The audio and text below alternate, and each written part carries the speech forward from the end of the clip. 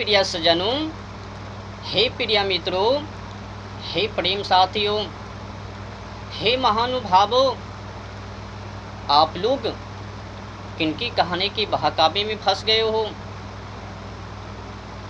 जिस मार्ग को आप लोग अपनाने के लिए चाहते हो, धारण करने के लिए चाहते हो, वो मार्ग आपके के लिए उचित नहीं है, अनुचित है। क्या आपको पता नहीं? संकट के अंत घड़ी में सवाल प्रश्न दो ही उठता है, कठिन या फिर सरल। बस यही तो है मानव की सोच व विचार।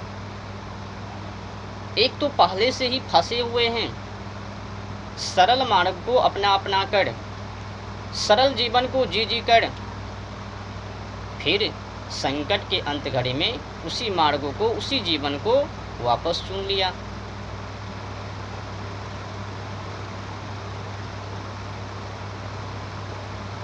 अब बताओ, दलदल की बातें हुई या नहीं?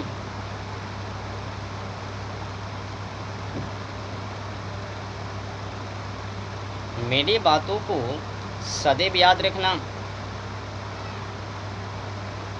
सरल मार्ग और सरल जीवन, इसी में शैतानों का वास होता है। याद रखना, निधि अध्ययन करना, मनन करना, काई उसी मानव के जीवन में लगता है जो मानव सरल मार्ग को चुनता है, सरल जीवन को जीता है। दुर्गम चोटी पर पहुंचने के लिए, दुर्गम चोटी शिखर पर पहुंचने के लिए दुर्गम मार्ग की आवश्यकता है, कठिन मार्ग की, जटिल मार्ग की आवश्यकता है, सरल मार्गों की नहीं। बताओ, कोई आलसीपन मानव जो कामों को करने के लिए नहीं चाहता, बस बैठे बैठे उनके मुख में ग्रस हो जावे, भोजन चले जावे, क्या ऐसा मानव दुर्गम चोटी शिखर पर पहुंच पावे? एक तो काम करने के लिए नहीं चाहता, संघर्ष करने के लिए नहीं चाहता, प्लस में सरल मार्ग, सरल जीवन। जरा सोचिए, आज की समय में ये जो मानव की दुर्दशा है, यही सरल मार्गों के कारण, सरल जीवन को जीने के कारण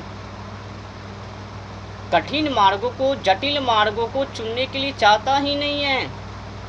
आज मानव, हर कोई मानव, तमाम सारे मानव बस सरल मार्गों को ही चुनने के लिए चाहता है, अपनाने के लिए चाहता है, सरल मार्गों के अनुकूल ही, अनुसार ही चलने के लिए चाहता है, जटिल व कठिन मार्गों के अनुकूल चलने के लिए नहीं चाहता।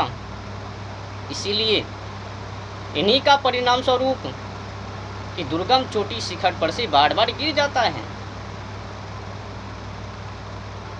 जो हावी हो रहे हैं एक दूसरे के प्रति, इन्हीं का परिणाम है। ना गुण, ना कर्म, ना स्वभाव, सीधे चल दिए पैदावाइश।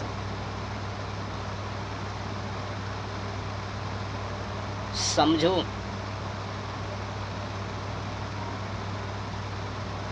मानव जीवन कोई सरल नहीं है। दुर्भाग्य की बात है, जिस मार्ग को आप लोग चुनने के लिए चाह रहे हो, वो मार्ग तो जानवर पंछी का है। जब एक कौवा सरल मार्ग को नहीं चुनता, वो कठिन मार्ग को चुनता है।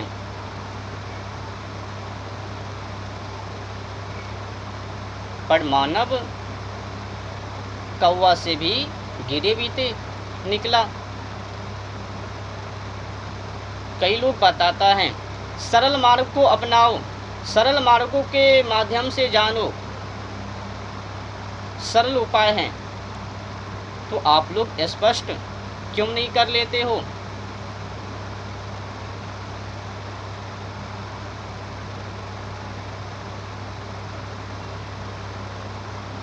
ऊंची पदों पर, सबसे ऊंची पदों पर जाने के लिए कड़ी मेहनत की जरूरत है, आवश्यकता है, सरल मेहनत की नहीं।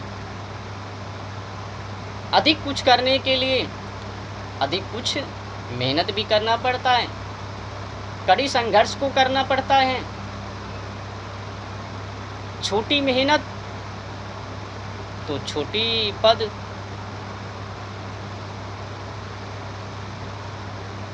पर आज के समय में मानव एक निर्दयी वाचन के कहने के बहकावे में आकर बस सरल मार्गों को चुन रहे हैं। बता दिया ना, सरल मार्गों को जीना तो आसान है, कोई भी चुन लेवे, चूज कर लेवे, ग्रहण कर लेवे। पर कठिन मार्गों को चुनना, जटिल मार्गों को चुनना मुश्किल पड़ जावे, असंभव हो जावे। तो कुल मिलाकर आज की समय में मानव सरल मार्गों को ही ग्रहण करने के लिए चाहता है, अपनाने के लिए चाहता है। परिणाम स्वरूप कि आज मानव खाईद में, गड्ढे में, कीचड़ में, मलमूत्रों में गिरते जा रहे हैं। एक बाबा कथा कथित बता रहे हैं कि पढ़ाई स्त्री के पीछे,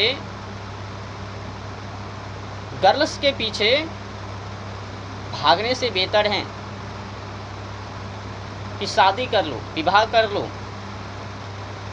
क्या वासना को शांत करने के लिए शादी ही जरूरत है? क्या शादी कर लेंगे तो फिर पढ़ाई स्त्री के पीछे नहीं भागेंगे? ओहो हो, मतलब वासना को शांत करने के लिए ये शादी। तो कुल मिलाकर गलत हो गए। शादी उसी मानव को करनी चाहिए जिस मानव के अंदर गुण कर्म स्वभाव हो। उस मानव को शादी नहीं करनी चाहिए।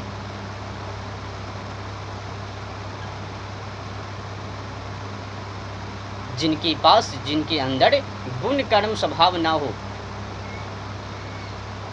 अगर बिना गुण कर्म स्वभाव की शादी करेंगे तो जानवर, पंछी और ये मानव में कोई अंतर ना होवे। पर एक कथा कथित फंसाते जा रहे हैं। पढ़ाई स्त्री से बचने के लिए इस शादी, लाख शादी कर लो, करोड़ शादी कर लो, ये वासना कभी शांत होने वाले नहीं है। काम वासना से कभी छुटकारा पा नहीं सकते हो शादी के माध्यम से। काम वासना से छुटकारा अखंड ब्रह्मचार्य, सत और असत की खंडन मुंडन। किसी मानव के द्वारा लिखित उनके कहने, उनके बहकावे में ना फंसना, अध्यात्म पर चलना, इनसे काम वासना से छुटकारा पा सकता है, शादी करके नहीं। पर एक कथा कथित पढ़ाई स्त्री से बचने के लिए शादी। अच्छा बताओ, जब शादी कर लेता है तो क्या फिर वो पढ़ाई स्त्री के चक्कर में नहीं पड़ता? लाख कर लो शादी, करोड़ कर लो शादी, जब तक कि तुम्हारे अंदर गुण कर्म स्वभाव ना प्राप्त होवे तो फंसबे ही करवे। वासना को शांत करने के लिए गुण कर्म स्वभाव की जरूरत है, आवश्यकता है। ये तभी प्राप्त होवे जब माता पिता के अंदर गुण कर्म स्वभाव होवे। यथा बीजम तथा निष्पत्ति, यथा कूलम तथा आचरम, यथा श्रुतम तथा बुद्धि, यथा ज्ञानम तथा शरीरम। समझ रहे हो ना? शुरुआत बीज से, शुरुआत माता पिता से, शुरुआत शिक्षा से, शुरुआत शरीर से। ये वासना को शांत करने के लिए इस शादी में ऐसा क्या है जो वासना शांत हो जावे? क्या छोटी चीज़ है वासना जो कि शांत हो जावे? बिना सोचे समझे विद्या विरुद्ध बातें, जंगली भरी बातें, जानवर से चूज करके आए हुए हैं ये। कुल मिलाकर वासना को शांत करने के लिए शादी की जरूरत नहीं है। सर्वप्रथम पहला आवश्यकता गुण कर्म स्वभाव अध्यात्म, इनकी भी